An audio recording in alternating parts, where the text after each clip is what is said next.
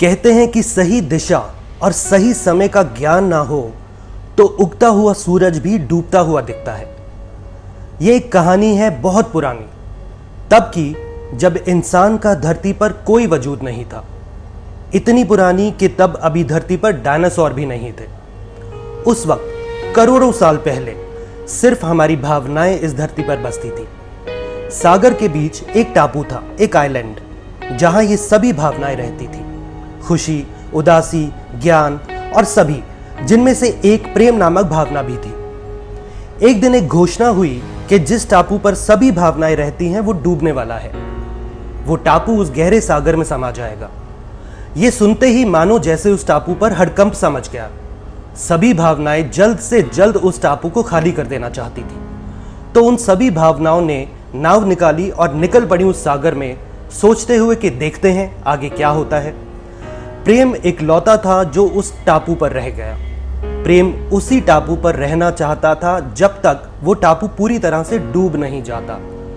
जब प्रेम एक तरह से डूबने वाला था, उसने मदद मांगने का फैसला किया।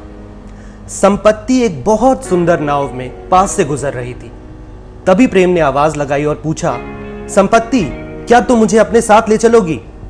संपत्ति ने यह कहते हुए मना कर दिया कि उसकी नाव में बहुत सा सोना चांदी है, तुम्हारे लिए बिल्कुल जगह नहीं है प्रेम। प्रेम ने घमंड से वही सवाल किया तो घमंड ने यह कहते हुए मना कर दिया कि प्रेम, तुम बहुत भीगे हुए हो, तुम मेरी पूरी नाव खराब कर दोगे। पास ही में दुख भी था तो प्रेम ने दुख से मदद मांगी। दुख, मैं फंस चुका हूं, मुझे अपने साथ ले चलो। दुख ने जवाब दिया, प्रेम, मुझ में इतना दुख है कि मैं अकेले ही जाना चाहता हूं। तभी प्रेम की नजर खुशी पर पड़ी, पर खुशी तो अपनी खुशी में इतनी मग्न थी कि उसे पता ही नहीं चला कब प्रेम ने उसे आवाज दी। तभी प्रेम को एक आवाज सुनाई दी, प्रेम, आ जाओ, मैं तुम्हें ले चलूंगा। वो कोई बड़ा था। प्रेम इतना खुश था कि उस खुशी में वो उस बड़े का नाम पूछना भी भूल गया। और जब वो एक दूसरे टापू पर पहुंचे, वो बड़ा अपने किसी और रास्ते पर चल पड़ा।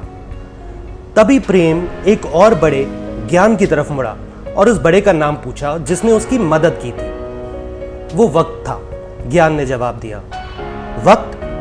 पर वक्त ने मेरी मदद क्यों की? प्रेम ने पूछा। क्योंकि सिर्फ वक्त ही जानता है कि प्रेम की कीमत क्या है, ज्ञान ने जवाब दिया। इसी तरह जब आप किसी परिस्थिति के सामने खड़े होते हैं या जब आप किसी संकट में होते हैं, आप जब उसे पूरी तरह से समझ नहीं पाते हैं, कुछ समय बाद या कई बार सालों बाद आप जब पीछे मुड़कर देखते हैं तो समझ पाते हैं कि आपकी गलतियां क्या थी। और वही प्रेम के साथ होता है। सिर्फ वक्त ही इस काबिल है कि वो समझ सके प्रेम को। उस घड़ी जब आप प्रेम को महसूस करते हैं, हो सकता है आप उसे समझ सकें, पर वक्त आपको बता देता है वो सच्चा था या नहीं।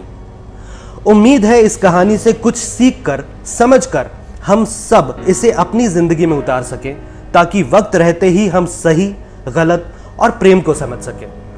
इसी तरह कुछ सीखते रहने की छोटी छोटी कहानियां लेकर मैं पंकज मल्होत्रा आपसे फिर मिलूंगा। थैंक यू, शुक्रिया, धन्यवाद।